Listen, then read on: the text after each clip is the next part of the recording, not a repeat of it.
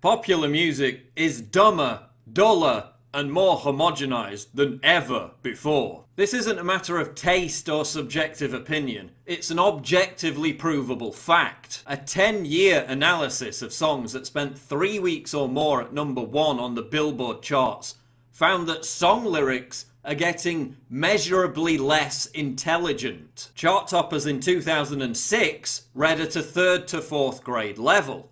10 years later, the intelligence of song lyrics has dropped by an entire grade. The way this trend's going, in a few years, song lyrics won't even be a challenge for 7-year-olds to understand. The study found that Beyoncé, Lady Gaga, Kesha, and Maroon 5 song lyrics are particularly stupid. Researchers in Spain, who used a huge archive known as the Million Song Dataset, also found that pop music has become blander. Studying pop songs from 1955 to 2010, the team discovered that the diversity of transitions between notes, chords, melodies, and other sounds has diminished over the last 50 years. The Spanish study also found that producers are baking volume into songs at the production stage, making them artificially louder. This overcompression has the effect of sucking all the dynamics out of a song. Everything is beginning to sound the same.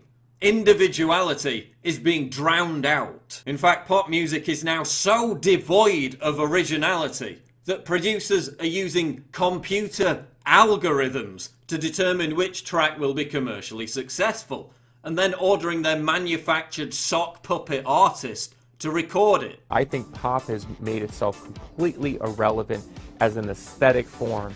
It's like looking into a hall of mirrors where all you see is the reflection of other mirrors. There is so much shameless just adaptation of other people's style that it's almost impossible to tell one person apart from another. Individuality has been erased and wiped away. So why is popular music becoming dumber, blander, and more homogenized? A primary reason is that many of the artists you hear are having their records written and produced by the exact same people. So because in many cases the artists themselves have zero originality, input, or talent, what you're hearing is the characteristics of the same producer on all these different songs by different artists. In fact, many of the songs that grace the top 10 throughout most of the year are written by just 4 different people. These producers then just keep cannibalizing each song to create the next hit. That's why everything sounds identical, and the record companies behind these producers try and sue each other all the time for copyright infringement.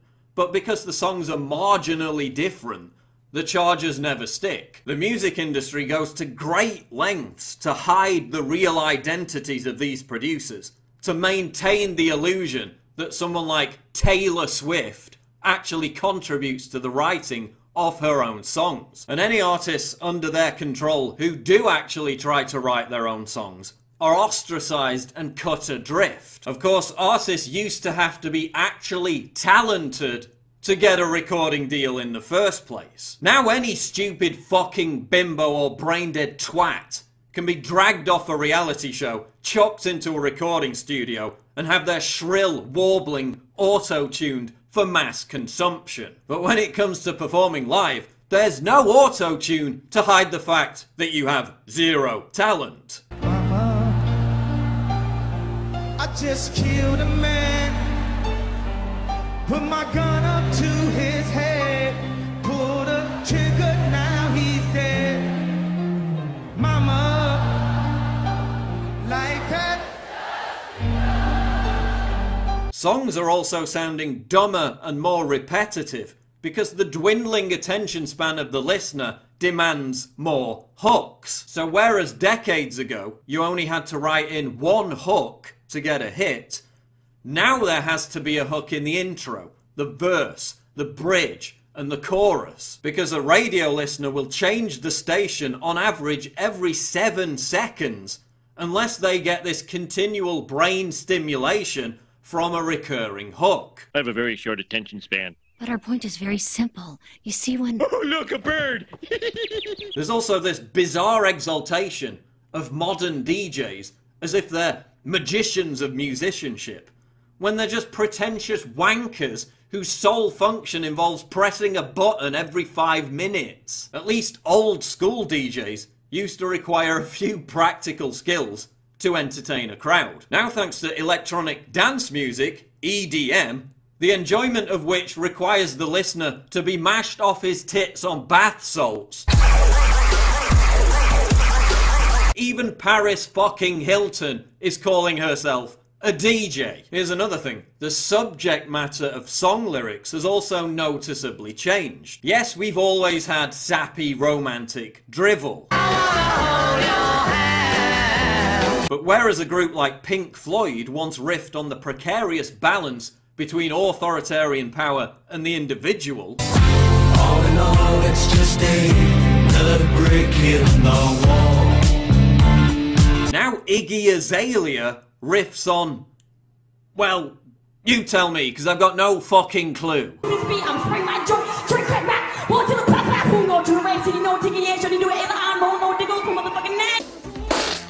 While Morrissey and Johnny Marr once fused poetry and melodic genius to venerate Oscar Wilde, now Nicki Minaj and Fergie fuse putrid nihilism and vacuous verbal diarrhea to venerate their asses. As the Foo Fighters' Dave Grohl said, if the #1 song is about your butt, that's a problem. And yes, I know there were pop songs 20, 30, 40 years ago about meaningless nonsense. But how many pop songs are there now that mean anything at all outside of booty, booze, and bitches? Remember the 60s, you know, that era that a lot of people, you know, have these glorious memories of, which they really weren't that great those years. But one thing that did happen during the 60s was some music of an unusual or experimental nature did get recorded and did get released. Now look at who the executives were in those companies at those times. Not hip young guys. These were cigar-chomping old guys who looked at the product that came and said, I don't know. Who knows what it is? Record it, stick it out. If it sells, all right. We were better off with those guys than we are now with the supposedly hip young executives, you know, who are making the decisions of what people should see and hear in the marketplace. So we've established that pop music is getting dumber, less diverse, and more homogenized. And that must be what the audience wants, right? Otherwise there'd be no financial incentive to make it that way. But then when you look at movies and television, diversity, intricacy, and quality has improved as time has gone on. The plotlines of today's Netflix hits and movie blockbusters are infinitely more complex and nuanced than the comparatively simplistic TV shows and films of the 70s and 80s. So why does the consumer demand to be challenged when it comes to TV shows and movies, but yearn to be lulled into a bubble-wrapped coma when they load up iTunes? Why are we demanding smarter entertainment when we choose what TV shows and movies to watch, yet settling for increasingly dumbed down pop music? Well, it's because we're being brainwashed into liking songs that we would usually hate as a result of the simple trick of repeated exposure. Studies of the brain show that our reward centers light up from hearing the same song over and over again, even more so than hearing a song that suits our musical taste for the first time. By saturating radio, television, and online airplay with the same insipid crap produced by the same people, record labels can make us embrace a form of musical Stockholm syndrome. By force-feeding us in this way, they can override our own personal taste, and we eventually give in. After all, everyone else likes it, so it must be good, right? Pop music is the equivalent of junk food. It's quick, it's easy, it's all around us, and just like McDonald's, the producers stick to the same cookie-cutter recipe, because it's what people have been indoctrinated to want to consume. I don't feel so good. But while movies and TV shows remain pretty segregated from our immediate lives, music is something we carry with us. It's the soundtrack to our day. It determines our emotions. So as the world around us becomes more perilous and chaotic, we look to music for familiarity and reassurance. This explains the continued success of a band like Coldplay, one of the most trite, banal, and meaningless pieces of dross to ever inflict itself on the music world. Led by a frontman who is utterly incapable of writing anything other than lame cliches and tedious generalizations. Here's a band that's still trying to convey some kind of quasi-authenticity, yet whose latest album was produced by the same people behind Rihanna and Katy Perry. Well, as John Harris explains, a band like Coldplay maintains its popularity by acting as a kind of existential balm for humanity. The more dangerous, violent, and illogical the world appears to become,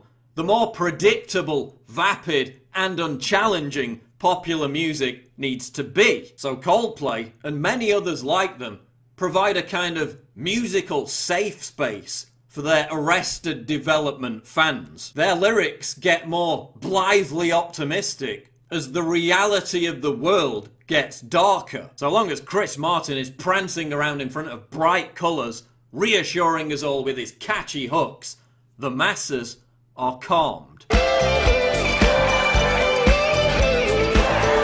Everything is going to be okay. So in summary, everything is being dumbed down.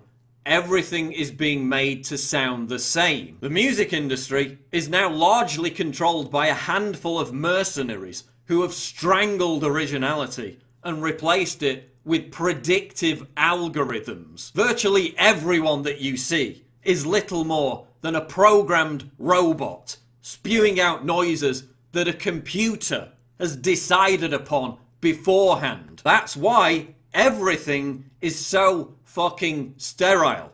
That's why there's nothing subversive about music anymore. Because whereas musicians used to be interesting people and have actual personalities, and that's where the authenticity of the music came from, now they're more akin to hand-picked Stepford wives. None of it is real. None of it is authentic. But it's still popular because an entire generation has had its brains rewired to think that a rotten McDonald's burger tastes like a premium fillet steak. And that's the truth about popular music.